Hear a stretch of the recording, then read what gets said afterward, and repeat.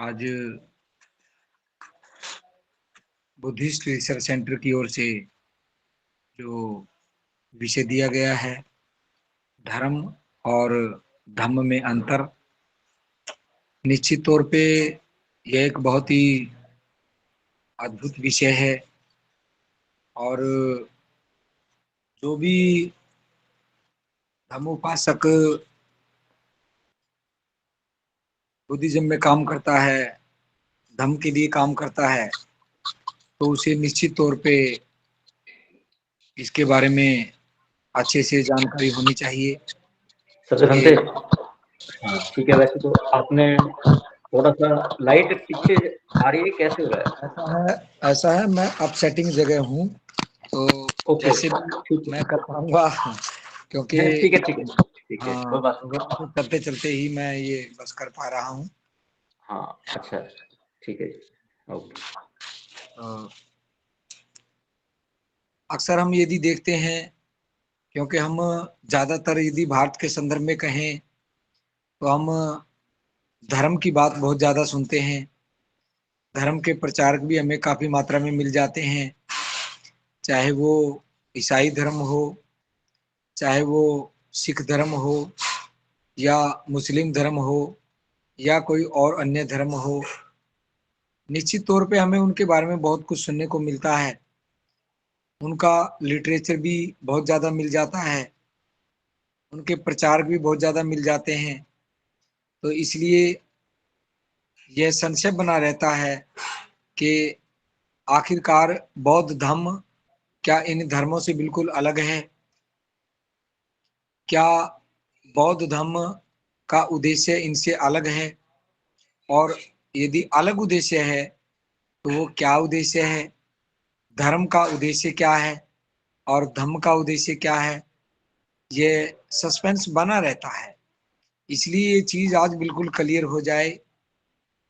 वैसे भी जो धम्म भूमि का जो श्रेष्ठ जीवन का आंदोलन है और जो कार्य है, वो निश्चित तौर पे जो बाबा साहब अम्बेडकर द्वारा लिखा गया महान ग्रंथ बुद्ध और उनका धम्म ग्रंथ, उसी के ऊपर सब कुछ निर्भर करता है। उसी के आधार पे बहुत ज्यादा संदर्भ दिए जाते हैं, और वही हमारे पास एकमात्र सच्चा ऐसा ग्रंथ है जो इस बारे में ठीक से बता सकता है। तो उसी के आधार पे यदि हम देखें तो बुद्धा एंड इस धम्मा में बहुत सारे संदर्भ इस प्रकार बाबा साहब ने दिए हैं कि जहाँ पे धर्म और धम्म में अंतर किया जा सके। जैसे पहले के अध्याय में भी आया है कि धर्म आत्मा से जुड़ा हुआ है, धर्म भाग्य से जुड़ा हुआ है, धर्म स्वर्ग और नरक से जुड़ा हुआ है, धर्म चमत्कारों पे जुड़ा हुआ है, यह बिल्कुल अंधविश्वास पे टिका हुआ है। तो इस प्रकार की जो बहुत सारी ऐसी बातें हमारे सामने आती हैं, लेकिन धम्म इसके बिल्कुल विपरीत है। धम्म व्यक्ति को प्रकाश की ओर लेकर के जाता है। धम्म व्यक्ति को अंधविश्वास से और विश्वास की ओर लेकर के जाता है, अविद्या से विद्या की ओर लेकर के जाता है। तो आज हम इसके ऊपर थोड़ी सी चर्चा करेंगे। तो इसमें जैसे महाकाणिक बुद्ध के समय का ही हम एक यदि संदर्भ लेते हैं, तो उसमें एक संदर्भ इसमें आता है कि तथागत एक बार मल्लों के नगर अनूपीय में विहार कर रहे थे, और वहां पर तथागत एक बार भिक्षाटन के लिए जब सुबह सुबह निकले, तो उनके मन में ख्याल आया कि अभी भिक्षाटन के लिए जाना इस प्रकार सही नहीं होगा, अभी समय नहीं हुआ है, इसलिए थोड़े समय बाद मैं भिक्षाटन के लिए निकलूंगा। ये थोड़ा समय या नजदीकी भगव परिवारजक है, क्यों न मैं उनके पास ये समय बिताऊं। और भगव परिवारजक के पास तथागत चले गए। तो वहां पे जैसे ही तथागत गए तो भगव परिवारजक ने भी तथागत के आदर सम्मान में आसन बिछाया और तथागत को बैठने के लिए कहा और खुद ने नमन किया और भगव परिवारजक एक और बैठ गया और उन्होंने चर्चा शुरू की कि कुछ दिन पहले सुनखत नाम का एक परिवर्जक मेरे पास आया था और सुनखत कह रहा था कि मैं अब तथागत के शिष्य तो मैं नहीं रहूंगा, अब मैं उन्हें आचार्य नहीं मानूंगा, अब मैं उनके पास नहीं रहूंगा। तो सुनखत ने कहा कि तथागत मुझे किसी भी प्रकार का कोई चमत्कार नहीं दिखाते हैं और दूसरी भी ऐसी बातें नहीं दिखाते हैं। तो जैसे ही भगु ने कहा तो तथागत ने भी उसको सुना और कहा कि हाँ, सुनखत कुछ दिन पहले मेरे पास आया था और मुझसे कहने लगा कि हे तथागत, अब मैं तथागत के सानिध्य में नहीं रहना चाहता, अब मैं आपको अपना आचार्य नहीं मानता, मैं शिष्य बनकर के आपके पास नहीं रहता, क्योंकि आप मुझे सामान्य मनुष्यों से अलग कोई प्रतिहार्य या चमत्कार नहीं दिखाते हो। जब आप मुझे कोई चमत्कार नहीं दिखाते हो तो फिर मैं क्यों आपका शिष्य रहूं। तो तथागत ने भागवत को बताया कि मैंने सुनखत से कहा कि सुनखत, क्या मैंने कभी आपसे ये कहा कि सुनखत तू आ और मेरा शिष्य बन और मैं तुझे सामान्य मनुष्यों से परे कोई प्रतिहार्य दिखाऊंगा, कोई चमत्कार दिखाऊंगा। तो सुनखत ने कहा, नहीं तथागत, आपने ऐसा कभी नहीं कहा। फिर तथागत ने कहा कि मैंने सुनखत को कहा कि सुनखत, जब ना तो मैंने तुझे कहा और ना तूने ही मुझे कहा, तो फिर क्या तू है, क्या मैं हूं सुनखत मूर्ख। तू देख, इसमें तेरा ही कितना दोष है और तू क्या जाने की बात करता है। तो इस प्रकार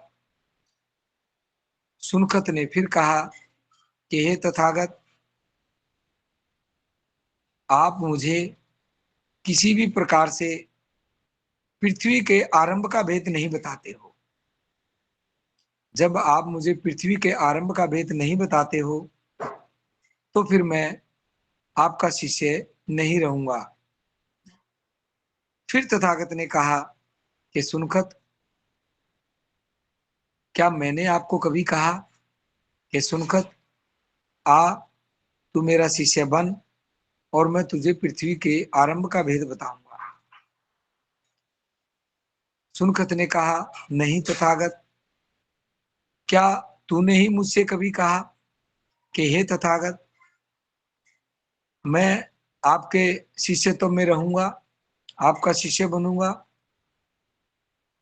आप मुझे पृथ्वी के आरंभ का भेद बताएंगे। सुनखत ने कहा, नहीं तथागत।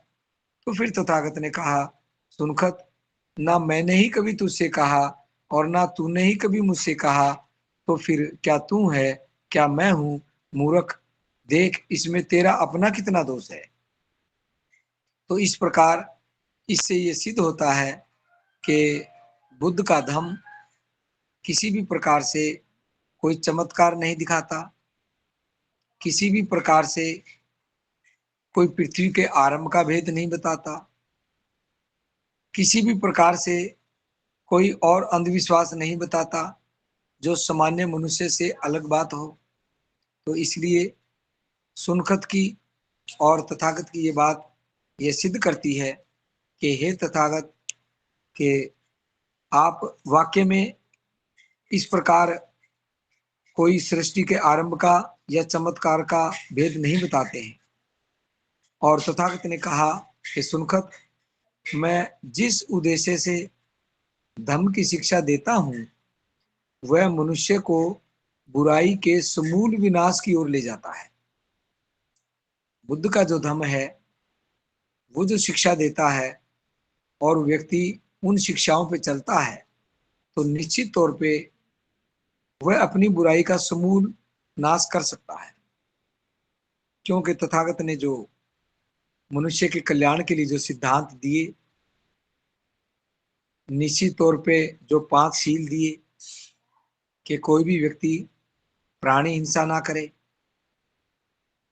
चोरी ना करे, व्यभिचार ना करे, झूठ चुगली निंदा ना करे और किसी भी प्रकार का नशा ना करे। यदि ये 5 सिद्धांत कोई भी यदि सामान्य व्यक्ति इनको अपने व्यवहार में उतारता है तो निश्चित तौर पे वह अपनी बुराई को जड़ से मूल से खत्म कर सकता है।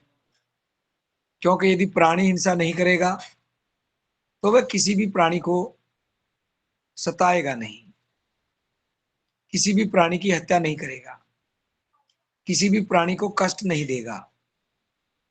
यदि उसके मन में चोरी का भाव नहीं आएगा तो कभी भी वह दुखी नहीं होगा, किसी दूसरे की वस्तु को चुराएगा नहीं और उसका मन हमेशा निर्मल रहेगा। और यदि वह व्यभिचारी नहीं होगा, वह हमेशा चरित्रवान होगा, कभी भी मन में दुराचरण का भाव भी मन में नहीं होगा, तो उसका स्वयं का भी मन निर्मल रहेगा और उसके परिवार का भी मन निर्मल रहेगा, उसके घर में भी कभी कलह नहीं होगा, उसके आसपास के लोग भी कभी उसे संदेह की दृष्टि से नहीं देखेंगे।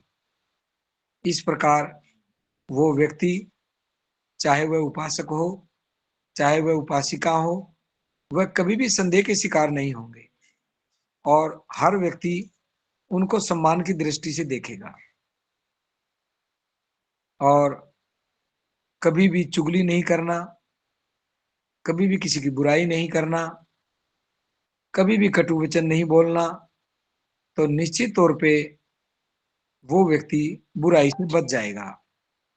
और किसी भी प्रकार का नशा नहीं करना। ये जो तथागत ने 5 सिद्धांत दिए हैं, निश्चित तौर से धम्म पर यदि कोई चलता है, इन विचारों को यदि व्यवहार में उतारता है तो वह अपनी बुराई का मूल नाश करता है। इससे आगे जैसे तथागत ने सुनखत से बात करते हुए का विवरण दिया कि जो मेरे धर्म के अनुसार आचरण करेगा वह अपने दुखों का नाश करेगा, वह व्यक्ति कभी भी दुखी नहीं होगा, उसके जीवन में सुख में वृद्धि होगी। तो इस प्रकार आप देख सकते हैं कि धम्म का उद्देश्य और धर्म का उद्देश्य। धर्म का उद्देश्य में जैसे चमत्कार दिखाना बताया और पृथ्वी के आरंभ का भेद बताना बताया, और भी बहुत सारी ऐसी बातें हैं जो आगे के इसमें बताएंगे। दूसरा जैसे तथागत और पोठपाद, तथागत और पोठपाद की जो वार्ता हुई वो भी इस बात की ओर इशारा करती है कि तथागत ने अपने धम्म में किन चीजों को रखा है और किन चीजों को नहीं रखा है। जैसे विशेष करके जैसे पोठपाद ने तथागत से प्रश्न किया कि क्या संसार नित्य है, क्या संसार ससीम है, संसार की कोई सीमा है या संसार सीमा रहित है, क्या आत्मा और शरीर होते हैं, क्या आत्मा और शरीर एक हैं, क्या आत्मा और शरीर अलग अलग हैं, क्या जिसने सत्य को खोज लिया है वह कभी मृत्यु को प्राप्त नहीं होता? क्या वह मृत्यु के बाद भी रहता है? क्या वह मृत्यु के बाद नहीं रहता है? तो इस प्रकार पोटपाद ने तथागत से लगातार प्रश्न किए। तो तथागत ने इनमें इनका एक ही उत्तर दिया कि मैंने इन सभी बातों का उत्तर मैंने कभी नहीं दिया। मैंने इन विषयों पर अपना कभी मत नहीं दिया। क्योंकि मत क्यों नहीं दिया कि इन विषयों पर मैंने इसलिए मत नहीं दिया कि ये मनुष्य के सदाचरण में सहायक नहीं है। ये जो प्रश्न पोटपाद ने किए, तथागत ने इनका उत्तर देते हुए कहा कि पोटपाद, मैंने इनका उत्तर इसलिए नहीं दिया, अपना मत इसलिए व्यक्त नहीं किया क्योंकि व्यक्ति के सदाचरण में सहायक नहीं है। सदाचरण क्या है? व्यक्ति के सदाचरण के लिए 10 बातें आवश्यक हैं। एक तो उसमें विशेष करके जैसे हम कहें कि वाणी की निर्मलता, शरीर की निर्मलता और चित्त की निर्मलता। शरीर की निर्मलता 3 बातों पर निर्भर करती है। वाणी की निर्मलता 4 बातों पर निर्भर करती है और मन की निर्मलता 3 बातों पर निर्भर करती है। ये 10 की 10 बातें व्यक्ति के सदाचरण को बनाती हैं। और जो ऊपर जो बात बताई गई है, पोटपाद ने जो प्रश्न किए, वो किसी भी प्रकार से ना तो व्यक्ति के शरीर की निर्मलता में, शरीर की सदाचरण में कोई हिस्सेदार बनते हैं, ना तो उसमें कोई सहयोग होता है, ना ही वाणी पे कोई उसका सहयोग होता है, ना ही उसके मन की निर्मलता पे सहयोग होता है। जब तक ये 10 की 10 निर्मलताएं नहीं होंगी, तब तक सदाचरण में पारंगत नहीं होगा। और ये बातें किसी भी प्रकार से किसी भी व्यक्ति को सदाचारी बनने में सहायक नहीं है। इससे आगे तथागत ने कहा कि यह किसी भी व्यक्ति के विराग में सहायक नहीं है। विराग जैसे मानव कल्याण के लिए या अपने चित्त को निर्मल बनाने के लिए विराग लगे, उस विराग में भी किसी प्रकार की भी ये चीजें सहायक नहीं है। ये मन की एकाग्रता में सहायक नहीं है। मन की एकाग्रता जैसे मन से विकारों का नाश करना, विकारों का भगन करना, जिसमें लोभ है, द्वेष है, आलस्य है, अनिश्चय है और संशय है। इस प्रकार जो ये विकार हैं, इन विकारों को भी खत्म करने के लिए जिससे मन एकाग्र होता है, उनमें भी ये आत्मा, ये नित्यता, जो पृथ्वी का भेद बताना है या दूसरी बातें हैं, किसी भी प्रकार से इसमें सहायक नहीं है। तो इसलिए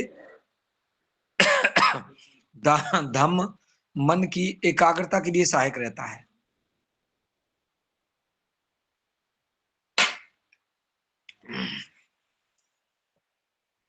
ये प्रज्ञा लाभ के लिए सहायक नहीं है।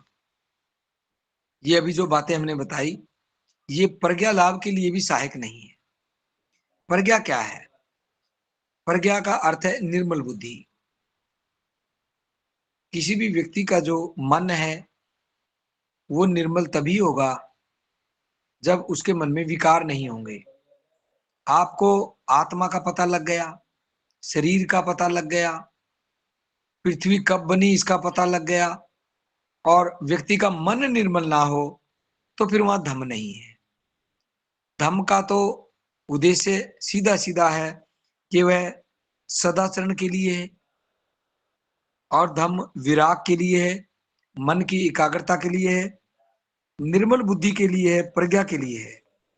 और इस प्रकार ना ही ये बातें जिन पे मैंने अपना वक्तव्य नहीं दिया है, अपना मत व्यक्त नहीं किया है, वो व्यक्ति को निब्बान की ओर भी नहीं लेकर के जाते। निब्बान क्या है? निब्बान का अर्थ है परम सुख। परम सुख, परम सुख का मतलब है व्यक्ति का मन ऐसी स्थिति में पहुंच जाए जहां न तो सुख हो और ना दुख हो, ना सुख की अनुभूति हो ना दुख की अनुभूति हो, किसी भी प्रकार से व्यक्ति प्रभावित ना हो। जब उसको सुख मिले तो सुख को भी ज्यादा अनुभव ना करे, और जब दुख का समय आए तो तब भी वो दुख से भी परेशान ना हो। ऐसी स्थिति हो तो तब व्यक्ति निब्बान की ओर जाता है। उसे ही निब्बान कहा है। निब्बान का अर्थ परम सुख है। तो इस प्रकार यदि आप देखेंगे कि जो धर्म का उद्देश्य है वो किसी भी प्रकार से मनुष्य के कल्याण के लिए सहायक नहीं है। यदि कोई भी सामान्य व्यक्ति निब्बान पे पहुंच जाता है या निब्बान का पथ भी खुल जाता है तो तब भी वह अनंत लोगों का कल्याण करता है। क्योंकि जब किसी व्यक्ति का मन निर्मल होता है तो उसके मन में दूसरों की सेवा करने का भाव उत्पन्न होता है, दूसरों की मदद करने का भाव उत्पन्न होता है, औरों के कल्याण करने का भाव उत्पन्न होता है, और वो व्यक्ति मुदिता में रहने लगता है। उसका मन शांत हो जाता है, उसका शरीर शांत हो जाता है, उसकी वाणी बिल्कुल निर्मल हो जाती है और शांत हो जाती है। वह कटे ताड़ के वृक्ष की तरह हो जाता है। इस प्रकार निब्बान एक ऐसा पथ है, जो भी इस पथ को हासिल करता है निश्चित तौर पे वह पूरे संसार को प्रकाशित करता है। पूरा संसार उसकी वाणी सुनना चाहता है। उस ऐसे शख्सियत की एक झलक पूरा संसार पाना चाहता है, और उसके मुख से निकला हुआ एक एक शब्द पूरे संसार के लिए कल्याणकारी होता है। और उसके दुनिया में रहते हुए भी और दुनिया से जाने के बाद भी लोग उनके शब्दों को सुनने के लिए आतुर रहते हैं। और जिस प्रकार जो धर्म का उद्देश्य बताया, आत्मा है, नित्यता है और पृथ्वी का भेद है, कोई चमत्कार है, कोई स्वर्ग की परिभाषा है, कोई नरक की परिभाषा है, कोई पुनर्जन्म का है, कोई अगले जन्म का है, तो उसमें किसी भी प्रकार से ना तो व्यक्ति का मन निर्मल होता, ना व्यक्ति विकारों से दूर हो पाता, ना व्यक्ति सदाचरण की ओर जाता, और ना ही व्यक्ति निब्बान की ओर जाता। उसका ना तो वाणी पे कोई विशेष नियंत्रण होता कि वे ऐसा करने से व्यक्ति वाणी पे नियंत्रण कर लेता है। तो इस प्रकार किसी भी प्रकार का कोई लाभ नहीं होता। इसलिए जो धम्म का उद्देश्य है, वो धम्म का उद्देश्य तीन बातों पर निर्भर करता है कि दुख क्या है, दुख का कारण क्या है, और इसका निवारण क्या है, और निवारण के लिए एक मार्ग है। तो तथागत ने ये दुनिया का सर्वश्रेष्ठ सत्य, जिसको अरिय सत्य भी बोलते हैं, अरिय सत्य, कि दुख है दुनिया में और दुख का कोई कारण है और उसका कौन कोई निवारण है और निवारण के लिए मार्ग है। तो इस प्रकार दुख क्या है? जब व्यक्ति के मन में किसी भी प्रकार का विकार आए और व्यक्ति शीलों से हट जाए, शीलों का पालन ना कर पाए, तो निश्चित तौर पे दुखी होगा। उसका मन किसी भी प्रकार से ठीक काम नहीं कर पाएगा और वो ये समझ भी नहीं पाएगा कि मैं दुखी किस प्रकार हूं। जब वो इसको समझ जाएगा, इसके कारण को समझेगा, तभी वह इसका निवारण कर पाएगा। और निवारण के लिए तथागत ने 5 शील सिद्धांत दिए, जिनका अभी मैंने थोड़ी देर पहले थोड़ा सा विवरण बताया था कि कोई भी व्यक्ति यदि इन 5 शीलों को अपने व्यवहार में उतारता है प्राणी हिंसा नहीं करता है, चोरी नहीं करता है, व्यभिचार नहीं करता है और झूठ चुगली निंदा से दूर रहता है और किसी भी प्रकार का नशा नहीं करता है, तो निश्चित तौर पे व्यक्ति अपने जीवन को सुंदर बना सकता है और अपने दुख का अंत स्वयं कर सकता है। वह इस दुख को समझ सकता है। अब इसमें आप और इसको आगे देखेंगे तो जैसे अष्टांगिक मार्ग है जो तथागत का धम्म का एक मूल अंग है और अष्टांगिक मार्ग में जैसे सम्यक दृष्टि है। सम्यक दृष्टि को जब व्यक्ति समझता है तो वह उस अंधेरी कारागार से बाहर निकलता है जो उसको अंधेरी काल कोठरी की तरह अपने अंदर रोक के रखती है। कहीं भी मार्ग नजर नहीं आता है और इस प्रकार व्यक्ति अंधविश्वास में रहता है, अविद्या में रहता है। जैसे ही व्यक्ति सम्यक दृष्टि में आता है, मिथ्या दृष्टि का नाश करता है, तो निश्चित तौर पे वह अविद्या से भी दूर होता है और वह विद्या में आ जाता है, प्रकाश में आ जाता है। और ऐसे समय पे उस व्यक्ति को यदि उचित प्रयोजन का उदय हो जाए तो व्यक्ति अपने दुख का नाश कर सकता है और अपने मनोबल को क्रियाशील कर सकता है और अपने इस मनोबल को जागृत कर सकता है और चाहे तो उसे किसी भी दिशा में लगा सकता है।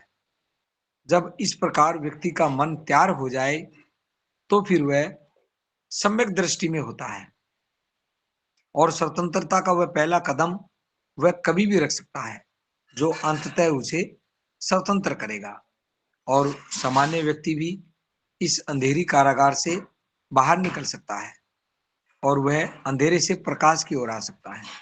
ऐसे अवसर पर यदि उस व्यक्ति का मन जो संकल्प लेता है, यदि वो संकल्प भी उसका सम्यक है, मानव कल्याण के लिए है, तो निश्चित तौर पे फिर वह अच्छे कार्य करेगा, लोगों की भलाई के कार्य करेगा। और यदि उसका संकल्प निर्भय तो हो गया, यदि उसका संकल्प अच्छा नहीं है, संकल्प औरों के कल्याण का नहीं है, औरों के भले का नहीं है, तो निश्चित तौर पे यह जो प्रज्ञा है यह दो धारी तलवार की तरह काम करेगी। यदि निर्मल बुद्धि के साथ वह शीलों में पारंगत है तो यह मुसीबत में पड़े हुए व्यक्ति की प्राण भी बचा सकती है और यदि उसका संकल्प सही नहीं है तो निश्चित तौर पे उसके पास शील भी नहीं है तो फिर यह दो धारी तलवार यह सामान्य व्यक्ति की जान भी ले सकती है। इस प्रकार सम्यक दृष्टि के साथ साथ सम्यक संकल्प का होना भी बहुत आवश्यक है। यह निब्बान का पथ है, अष्टांगिक मार्ग का बहुत महत्वपूर्ण अंग है। इससे आगे जो बुद्ध का धम्म जो कल्याणकारी सिद्ध होता है वो वाणी से होता है कि व्यक्ति की वाणी कैसी है। यदि वाणी सम्यक है, वाणी मीठी है, वाणी मधुर है, तो उसके मित्रों की संख्या भी बढ़ेगी और जहां जहां व्यक्ति ऐसा व्यक्ति जाता है उसका हर जगह सम्मान होता है। घर में भी यदि आपकी वाणी अच्छी है तो आपका स्वभाव भी अच्छा होगा और यदि आपका स्वभाव अच्छा होगा तो निश्चित तौर पे आपका घर का माहौल भी अच्छा होगा और आपका घर कभी भी दूषित नहीं होगा, आपके घर में कभी भी कलह नहीं होगा।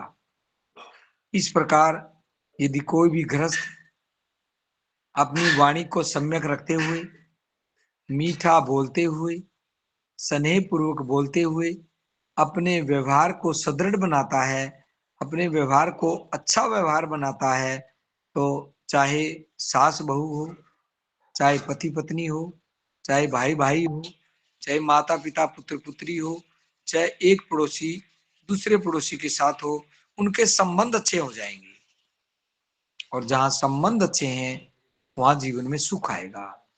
और जहां सुख है वहीं पे धम है, जहां धम है वहीं पे सुख है।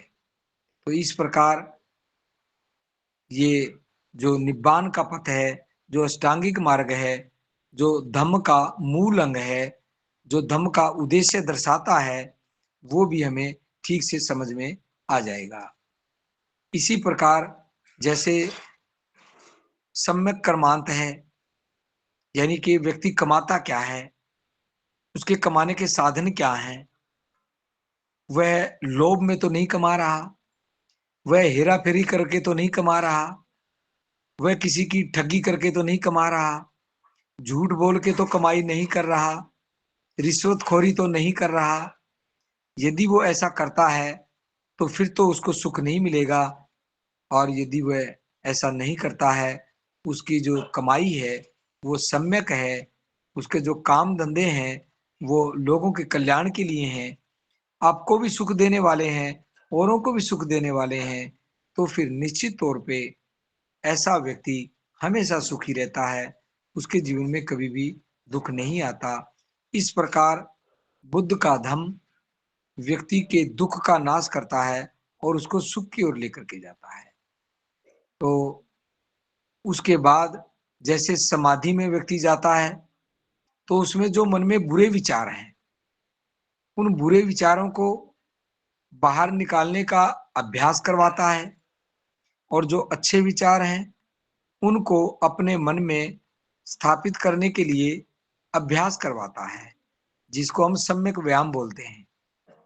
बुरे विचार बुरे बुरे विचारों को अंदर से बाहर निकालता है और अच्छे विचारों को बाहर से मन के अंदर स्थापित करता है। ये सम्यक व्यायाम है।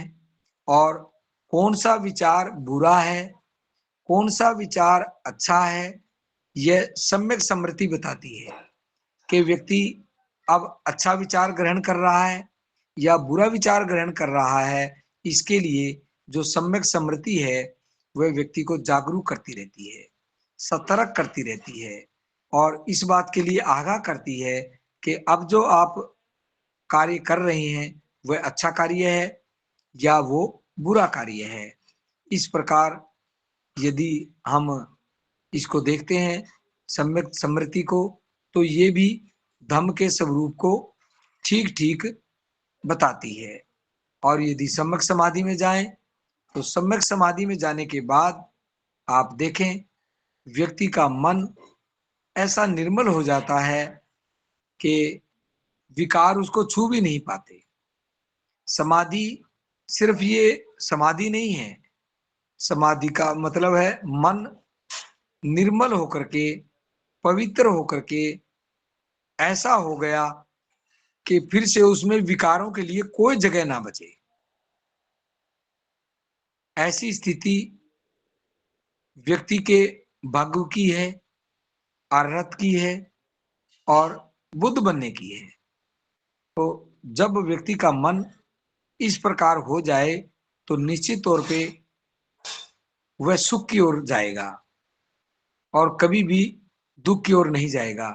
और जो धर्म का उद्देश्य है, चाहे वह स्वर्ग नरक का भेद बताना हो, चाहे पृथ्वी के आरंभ का भेद बताना हो, चाहे चमत्कार दिखाना हो, चाहे कोई आत्मा के बारे में बताना हो, चाहे मृत्यु से पहले बताना हो, चाहे मृत्यु के बाद बताना हो, चाहे किसी भी प्रकार का कोई भी इस प्रकार की बात है जिससे व्यक्ति का मन निर्मल ना होता हो, व्यक्ति का मन प्रज्ञा में ना जाता हो, व्यक्ति निब्बान की ओर ना जाता हो, परम सुख की ओर ना जाता हो, तो ऐसे बातों पे, ऐसे प्रश्नों पे तथागत ने कभी भी अपना वक्तव्य नहीं दिया है।